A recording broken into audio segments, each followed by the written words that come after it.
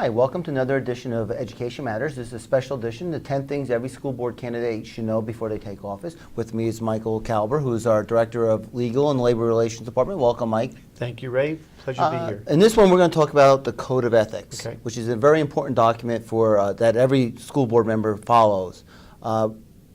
Before I get into some of the provisions, I'm going to focus on three. I think it's important that people know the history of this. Even though it's in law, the history of the Code of Ethics really lays with school board members. It goes back actually to 1975.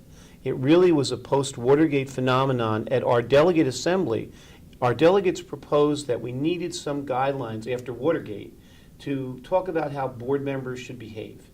And the Code of Ethics for school board members was adopted at our 1975 delegate assembly in December, and many school districts adopted it as part of their policy manuals for many years.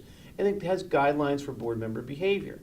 In 2001, when the state board was looking at restoring local control of Jersey City, they were concerned about some of the behaviors that had occurred previously and wanted some checks and balances on it. Then Commissioner Dave Hespy, in his first term as commissioner, suggested that our Code of Ethics would be a good document to use, and that led to a legislative proposal, and it's now in the School Ethics Act under 18A 12-24.1.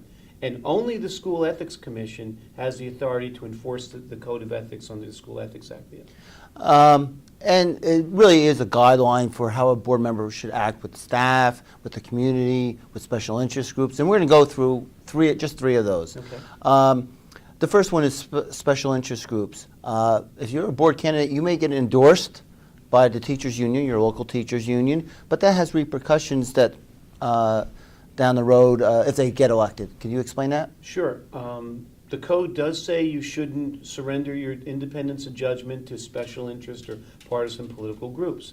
The Ethics Commission has interpreted that to say that if you're endorsed by your local education association, endorsed as a board candidate, that you are prohibited from participating in negotiations for essentially the first year of your term of office. And that's been made as a public advisory opinion. So if you're endorsed by the local association, it's going to take you out of that negotiations loop. All right, so we touch on that one. One of the important things that a board member has, they deal with a lot of personnel issues and other issues, legal issues, confidentiality. They go into closed session. It's really important that they keep some information confidential to no one in the public, including relatives. But you want to explain that? Sure. Holding confidential those matters that are in fact confidential is something a board member needs to do. Now that's the obvious. There are obviously portions of confidentiality, but one that's not so obvious is conversations with your spouse or partner, because that can be problematic. Charlene Zorb, one of our field service reps, her beloved field service rep for a long time, Charlene used to tell a story about board member who went home after a board meeting, had a conversation with her husband regarding a teacher who was going to be non-renewed that had come up in closed session.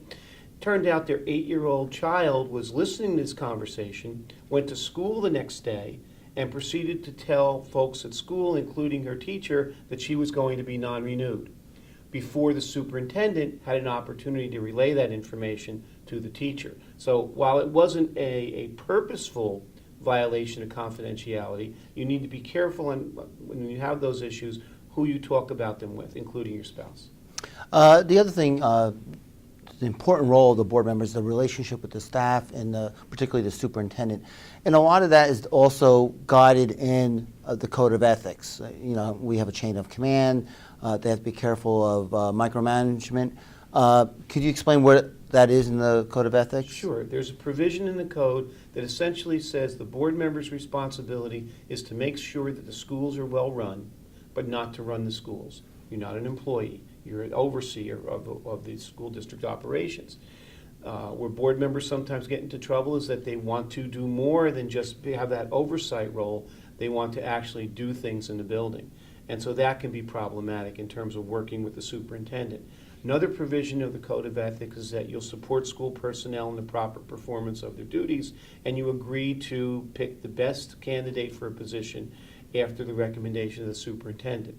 Now, the question we often get with that regard is, If I disagree with a recommendation, a personnel recommendation from the superintendent, can I vote no, or do I always have to vote yes? The answer is you can vote no as long as you have a rational basis for your vote of no. You can't just, in a rational reason, say, well, I'm not going to vote for that person because they're a Yankee fan, or they're a Mets fan, or a Phillies fan. It has to be something rooted in something really rational and related to their school activity. We did this quickly. We only did 3 areas. I know in our regular training programs, if someone's elected to the school board, we spend a whole session just on the code of ethics. So it is important that they look at that code of ethics. In fact, I think they have to review it at their first, usually it's their first meeting that they do that. Absolutely. There is a requirement that there be an annual board meeting that reviews the code of ethics and the entire School Ethics Act. And that the board members need to sign off on the fact that they've received it and also that they understand it. So it's something in administrative code that they have to do every year. Okay, thank you, Mike. That brings us to the end of this episode on Education Matters, in which we discuss the Code of Ethics. And I would recommend that you take a look at that after you're elected.